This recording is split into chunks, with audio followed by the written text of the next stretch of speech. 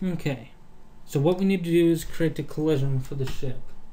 And this collision is a little bit more complicated because we need to do various things depending on if it collides with a bullet or it collides with an enemy. So bullet B, again we forgot to modify the namespaces, so make sure every namespace is correct, delete the dot and the folder names. So make sure all the namespaces are correct.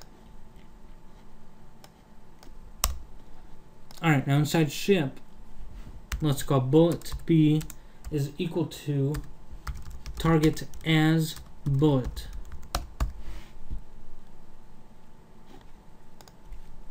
And this returns null if target is not a bullet. It returns the object if target is a bullet. Now the is returns true or false. So if the source is player, it returns true. If the source is not a player, it returns false. Okay. Ship S is equal to target as ship. Alright, so two ships collide, or a ship collides with a bullet. So there's two things we need to test for. Again, this returns null if the target is not a ship.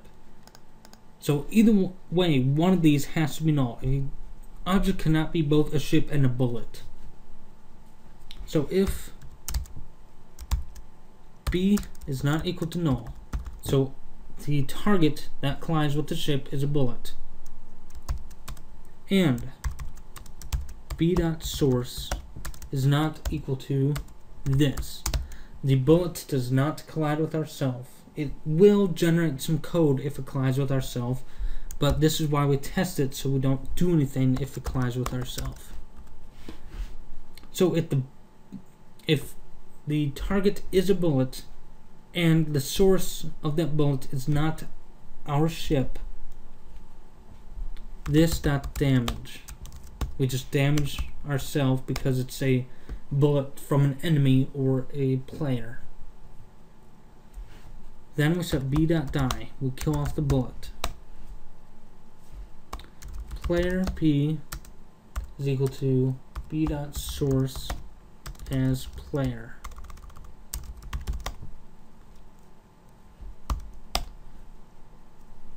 If P is not equal to null, P.killed, or enemy killed. My notes are a little bit different. Okay, so again, we grab a player object by grabbing the bullet source. If it's not a player, it's null. So that's why we check if it's null. If it's not null, that means it is a player, so we can update our killed counter because we just killed an enemy.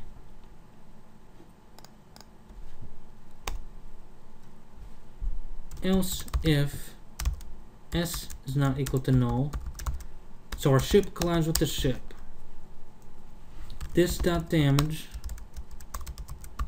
and S dot damage. That's it for our collision, and that's it for our ship class. So for now, that's all we have left to do. We might add some additional functionality later on, or we might not. Now for the player, we need to generate two more things. We'll get to those later on. The game over and the handle input. But for now, our basic engine of our gameplay objects are complete. So next tutorial, we'll build our menu system. So I hope to see you next time.